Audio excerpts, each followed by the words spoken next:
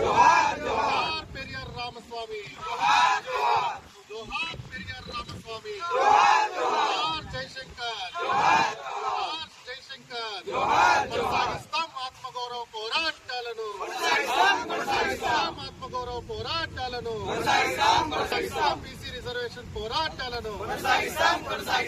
అమలు చిట్టు రిజర్వేషన్ ను అమలు చేయాలి, అమలు చేయాలి, అమలు చేయాలి. 42 రిజర్వేషన్ ను అమలు చేయాలి, అమలు చేయాలి. ఈ కార్యక్రమాన్ని ఉద్దేశించి మన పెద్దలు పూర్ణచంద్రరావు సార్, ఓబీసీ వ్యవస్థాపకులు కిరణ్, అట్లనే తమ్ముడు మహేష్ లో 20 minutes జరుగుతుందంటే కులగణన చేసి 20 నిమిషాల్లో వస్తా.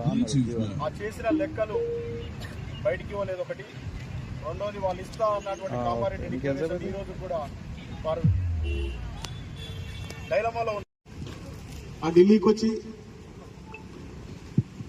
ఆ ఢిల్లీలో కూర్చొని మీకు నేను ఎప్పుడైనా పిలిచితే అందుబాటులో ఉంటాం, మా యొక్క మంత్రులను కూడా మీకు అందుబాటులో పెడతాం అని ఢిల్లీ సెంటర్ లో హామీ ఇవ్వడం జరిగింది. కానీ ఏ ఒక్క రోజు కూడా ఆనాడు తమిళనాడులో జయలలిత గారు నెల రోజుల్లో ఆర్ట్స్ కాలేజ్ ముందు జరుగుతున్న బీసీ సత్యాగ్రహ ఏదైతే ఉందో all India OBC students association తరఫు నుంచి కూడా దేశవ్యాప్తంగా జరుగుతున్న ఉద్యమాల్లో భాగంగానే ఈ ఉద్యమం కూడా ఒకటి.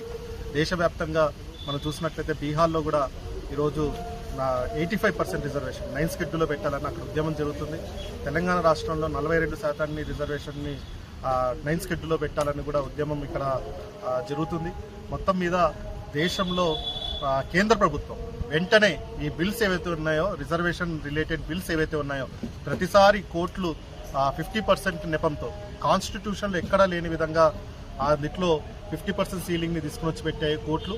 ఆ కోర్టులు ఈ రిజర్వేషన్లో ఇన్వాల్వ్ అవ్వకుండా ఉండాలంటే ఈ రిజర్వేషన్ బిల్స్ని వెంటనే 50% సీలింగ్ వర్తింపకుండా రిజర్వేషన్స్ అన్నింటిని కూడా 9th షెడ్యూల్లో పెట్టాలనేసి కూడా all India OBC students association తరఫు నుంచి డిమాండ్ చేస్తారు. లేకపోతే ఈ 15(4) article 16(4), article 243(d)(6), article 243(t)(6) proportionate to the population of backward classes అని అమెండ్ చేయండి.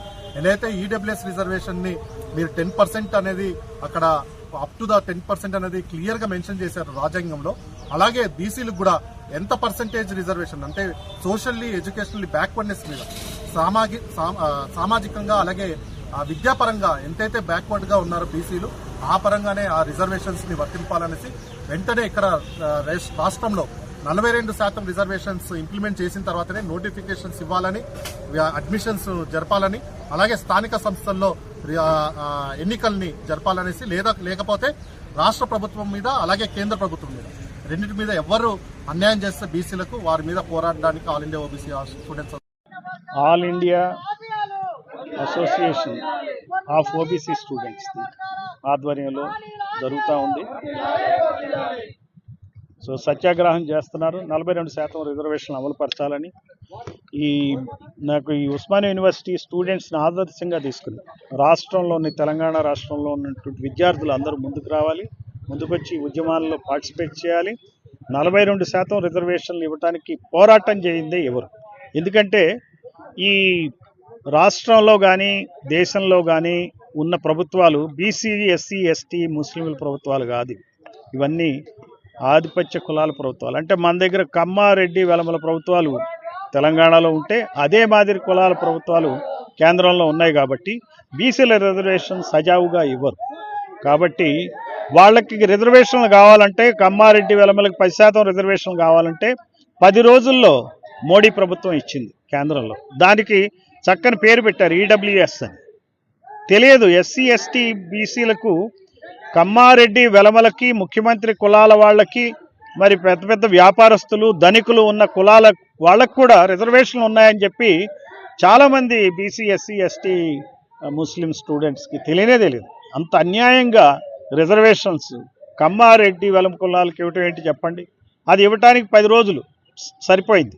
ఇక్కడ కేసీఆర్ ప్రభుత్వం దాన్ని వెంటనే రాష్ట్రంలో అమలుపరిచింది. పక్కన తమిళనాడు ప్రభుత్వం అమలుపరచల. ఎందుకంటే ఆ ప్రభుత్వం మరి కమ్మారెడ్డి వెలమల కులాల లాంటి ఆధ్వర్యంలో ఉన్న ప్రభుత్వం కాదు. అది బహుజనుల ప్రభుత్వం, బీసీలు, ఎస్సీలు, ఎస్టీలు, మైనార్టీలు ఉన్న ప్రభుత్వం కాబట్టి వాళ్ళు ఆలోచించి సరైన నిర్ణయం తీసుకున్నారు అక్కడ. మరి ఈ రోజున ఈ ఈ ఉద్యమాన్ని తేలిగ్గా కేంద్ర ప్రభుత్వం కానీ రాష్ట్ర ప్రభుత్వం కానీ తీసుకోవడానికి వీల్లేదు. ఏదో చెప్పి కప్పదాటు వ్యవహారం చేయటం, బీసీల సమస్యని ఫుట్బాల్ లాగా వాడుకుని ఏవో కొన్ని మంత్రి పదవులు ఇచ్చేసి సరిపుచ్చటం అనేది న్యాయం కాదు. వెనువెంటనే 42% రిజర్వేషన్లు అమలుపరచాలి. రాష్ట్ర ప్రభుత్వం కూడా ఈ 42% రిజర్వేషన్ల ఆధారంగానే స్థానిక సంస్థలని ఎన్నికలు నిర్వహించాలి. మా all India Bahujan Samaj party తరఫున నేషనల్ కోఆర్డినేటర్గా నేను ఈ డిమాండ్ చేస్తున్నాను.